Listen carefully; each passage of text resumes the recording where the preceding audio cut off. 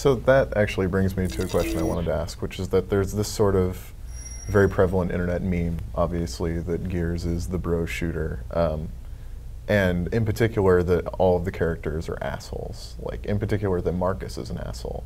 And looking back, I'm having a hard time figuring out exactly why that is. Like, I don't know any particular moment where Marcus was the douche that people are accusing him of being. I mean, why do you think? Well, the same thing happens with me. Did I ever come out there and say, I'm fucking awesome? You know what? I'm Cliff Bleszinski. I'm the fucking man.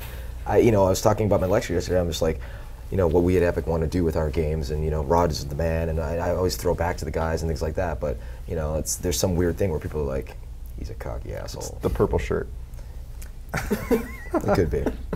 Because I mean, so why is that? Like, why do you think that people are reading? People like to pattern match. People like to pigeonhole. People just like to assume, like, there's no point in Gears where the character's like, yo, what's up, hoorah, boom, bump the chest. Like, that really doesn't happen that much. They maybe have bumped guns once, and that was it, right? Well, and Marcus he's a man of few words, right? And the words he that's does by say design, tend to be gruff, and there's a shit in there a lot of the time. So. Well, and the reason why we have, they say the characters sling these one-liners is the one-liners are there for gameplay purposes. They're there to say, okay, there's 4 locusts here, I've killed 2. 2 left, smoke out, die, bitch. Those things are there to let you know that you killed a guy, that how many enemies are left. They're there for status updates. It's a continuation of what Half-Life established with the barks of the Marines. And when the Marine goes, I'm going to throw a grenade, and suddenly the grenade comes around the corner, you're like, holy shit, look at how smart he is. He said he'd throw the grenade, and he threw the grenade. It's a similar type of dialogue system. So why that comes through, why there's this perception, I'm not sure. And if I can get a handle on it, it's one of those things we'll continue to massage away from, because it's something that people use to dismiss an entire franchise. It's like, have you played Gears? No, I don't. It's a big bro, big guy game, not my thing, right? Something that I find particularly interesting about it is just this sort of college frat boy accusation that gets labeled. But meanwhile, Gears probably has the widest diversity of characters as far as like ethnicities and backgrounds. And I'm not sure why. It's the same thing about the bald Space Marine dismissal, right? There's only ever one bald dude in the franchise, and he got killed in the first hour of Gears 1. It was Kim. Everybody else has hair. Okay.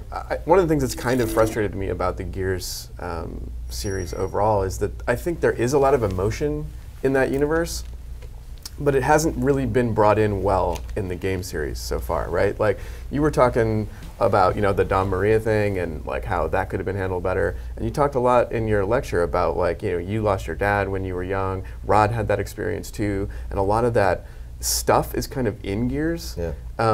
And the relationship between Marcus and Anya is there, but you never can get to it. I get what you're getting at, and the thing about Marcus and Anya is there's a little bit more of that in 3, right? As far as it kind of comes through a little bit.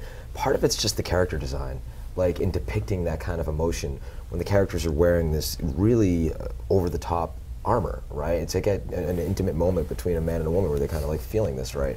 Perfect de-armoring scene, right? I mean, well, I don't want to spoil anything, but the armor's a metaphor and things like that. And so we get a little bit of that actually as we wrap up the 3rd one. I don't want to spoil and everything, but I actually caught myself in the office with the guys getting a little misty during that cutscene because it was a combination of how many years of our lives working on this franchise, as well as a cutscene that was very well done. That there's a lot of personal things that are kind of coming through where they wind up at the end.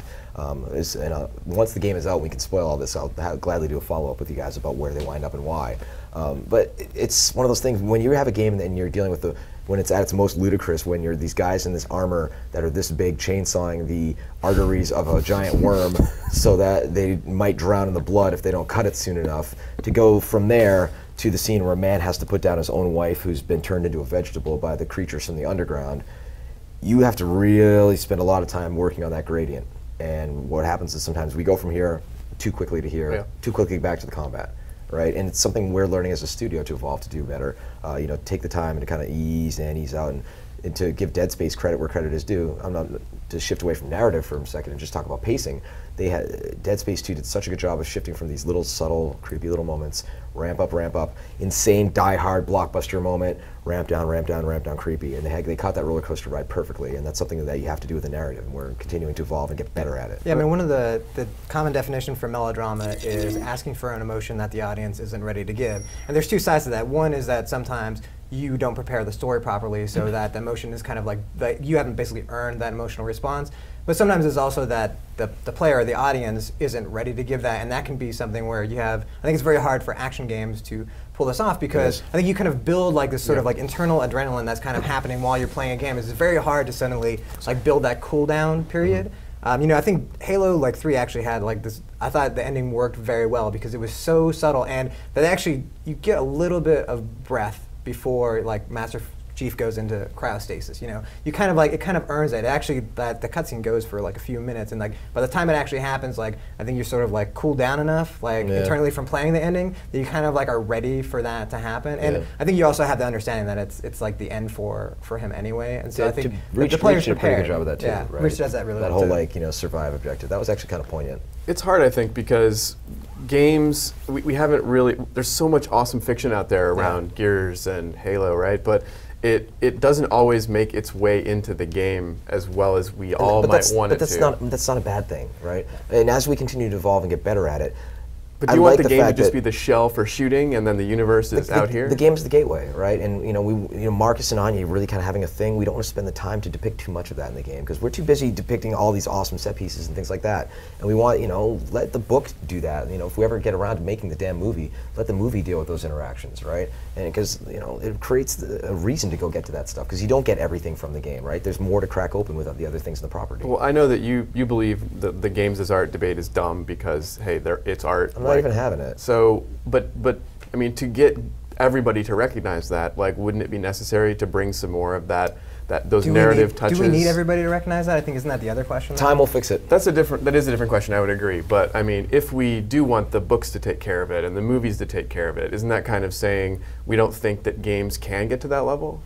I think games can. I think we're all jaded and we know like all these references. You know, we know where the ring came from Larry Niven, right? Like, we know this stuff, right? We're Uber fans who are game designers and press and media, right?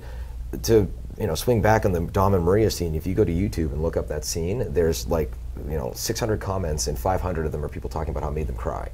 And I'm not saying we did a perfect job of it, and the ramping up and ramping down could have been better, but that's a hard thing to accomplish. I mean, I saw Waiting for Superman recently, which was just an amazing documentary, and I actually was watching on the plane coming back from the press junket for Bulletstorm in London, and I'm sitting there on the plane, like, and there's people around me. I'm like hiding, like I'm really like getting teary-eyed about this because over the course of 2 hours they fucking earned it.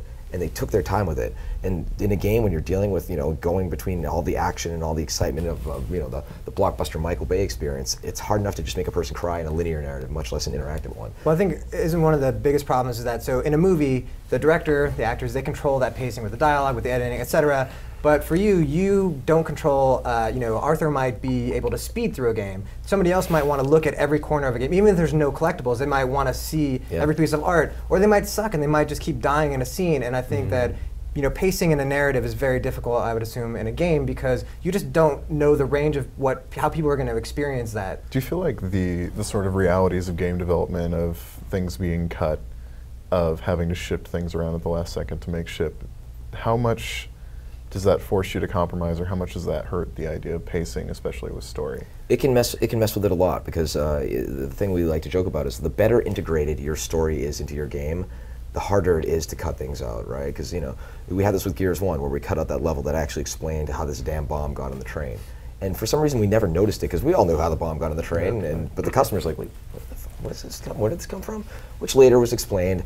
But the thing is if you put things in like that, like, for the flamethrower guy who's crucial to the plot, it's like that one moment, well, we can't run him because of the frame rates, he's the flamethrower guy.